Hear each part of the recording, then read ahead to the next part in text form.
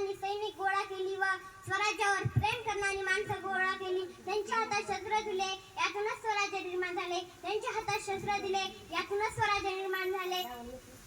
मित्रांनो, शिवाजी महाराज इतका बोलायला मी इतका मोठा नाही, पण थोडंफार त्याबद्दल मला जे ज्ञान झालं ते मी आपल्या समोर मांडत आहे. राजांनी अनेक गड किल्ले जिंकले, पण कोणत्याच गडाला त्यांनी स्वतःचे नाव दिले नाही.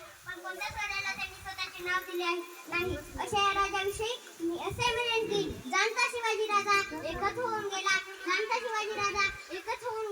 इतिहासाच्या पानामध्ये नाव आपले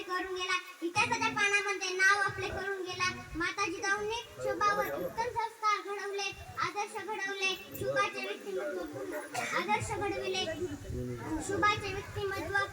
घडविले. जिजाऊंचे स्वप्न पूर्ण करण्यासाठी शिवाजी महाराजांनी अवघ्या 15व्या वर्षी रायरेश्वराच्या मंदिरात स्वराज्य स्थापनेची प्रतिज्ञा केली आणि पुढे ती सत्यात उतरवली. तोरणा किल्ला जिंकून स्वराज्याचे तोरण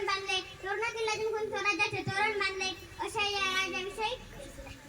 राजाविषयी शासन कीर्त छत्रपती शिवाजी महाराजांना त्रिवार वंदन करून मी माझे भाषण संपवतो.